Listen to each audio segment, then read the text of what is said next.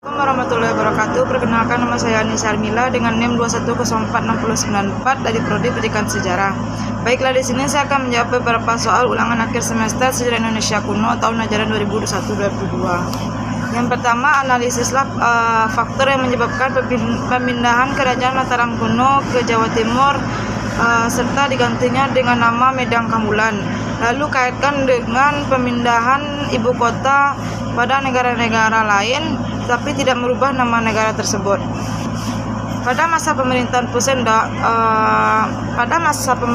Pusendok, yakni pada tahun 929 sampai 930 Masehi, Pusendok ini memindahkan Kerajaan Mataram kuno ke daerah Jawa Timur serta diganti dengan nama Medang Kambulan.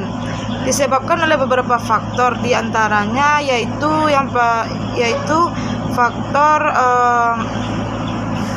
ekonomi, politik, dan ancaman dari negara lain, serta dengan adanya faktor alam.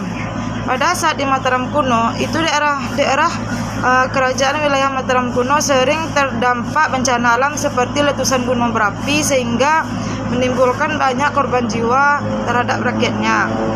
Kemudian dari segi ancaman ini berasal dari kerajaan-kerajaan lain seperti Kerajaan Sriwijaya yang ingin menyerang Kerajaan Mataram kuno. Oleh karena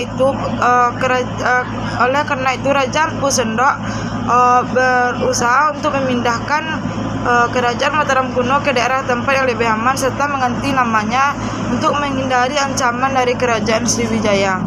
Yang kedua, apakah ada hubungan keahlian Raja Jayabaya dengan masa pencapaiannya? Serta apakah relevan ke ramalan Jayabaya dengan yang dikatakan Soekarno pada zaman perjuangan pergerakan Indonesia. Pada masa pemerintahannya, Kerajaan Kediri itu mencapai puncak kejayaannya pada masa pemerintahan Jayabaya. Pada masa pemerintahan Jayabaya ini, Kediri bisa menjadi kerajaan yang makmur serta hukumnya yang adil dan tidak memandang siapapun.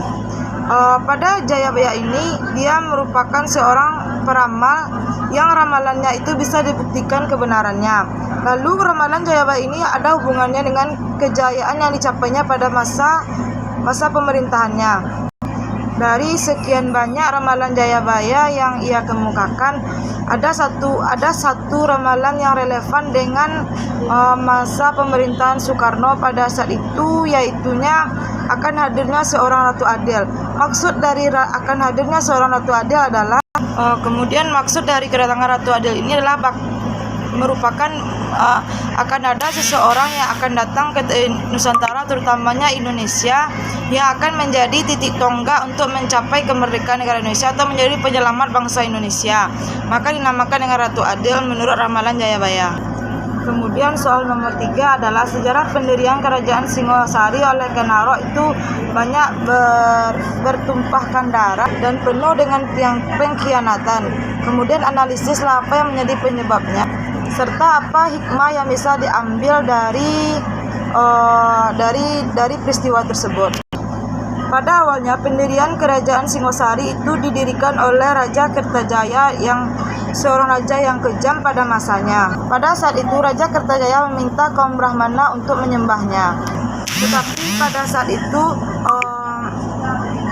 para kaum Brahmana menolak perintah dari Raden Kertajaya, yaitu Raja Kerajaan Singosari tersebut, dan melarikan diri ke Tumapel, tempat Ken Arok. Dan di sana para Brahmana meminta tolong kepada Ken Arok meminta perlindungan dari Raja Kertajaya.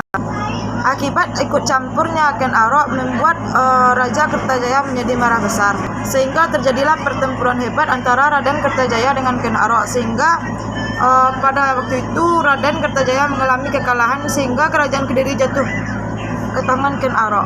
Selanjutnya pergantian penguasaan Kerajaan Singosari membuahkan pertumpahan darah. Alasannya adalah balas dendam antara dibunuhnya Ken Arok oleh Anuspati. karena Anuspati ini memiliki dendam kepada Kenaro karena Kenaro telah membunuh ayahnya. Dan begitupun juga Anuspati dibunuh oleh anak kandungnya Kenaro, dan pembunuhan saling terjadi satu sama lain. Hikmah yang bisa kita ambil dari peristiwa ini adalah kekuasaan akan menggelapkan semuanya.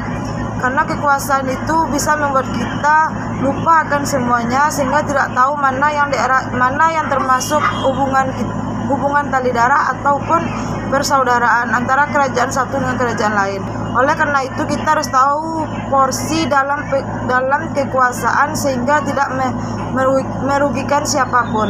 Seperti halnya kerajaan Singosari. Pertanyaan nomor 4 yaitu, menurut saudara kenapa Gajah Mada mengucapkan Sumpah Palapa pada saat diangkat menjadi Mahapati Kerajaan Majapahit, dan analisislah berapa dampak akibat yang ditimbulkan oleh Sumpah Palapa tersebut. Sumpah Palapa ini merupakan sumpah yang diucapkan oleh Gajah Mada pada saat pengangkatan dirinya sebagai Mahapati Kerajaan Majapahit. Gajah Mada merupakan sosok pahlawan yang tidak bisa kita lupakan jasanya pada saat ini, karena beliau merupakan sosok penting di masa lalu yang perjuangannya yang harus kita kenang hingga saat ini. Gajah Mada mengucapkan sumpah ini sendiri berisikan ikrar Gajah Mada yang menyebutkan dirinya akan terus berpuasa dan akan baru melepas ketika semua cita-citanya baru terwujud. Dalam sumpahnya itu, Gajah Mada berkata, dia tidak akan memakan buah palapa atau sejenis rempah apapun jika dia belum bisa berhasil menguasai Nusantara.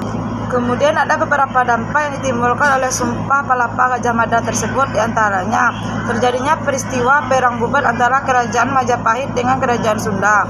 Yang kedua, berhentinya Gajah Mada dari kedudukannya sebagai Mahapati Kerajaan Mangkubumi, dan yang ketiga, kematian Putri Sunda dan gagalnya pernikahan Hayam Wuruk. Demikian yang bisa saya jawab pertanyaan-pertanyaan dari UAS Sejarah Indonesia Kuno ini. Kalau ada kata-kata yang salah mohon dimaafkan. Assalamualaikum warahmatullahi wabarakatuh.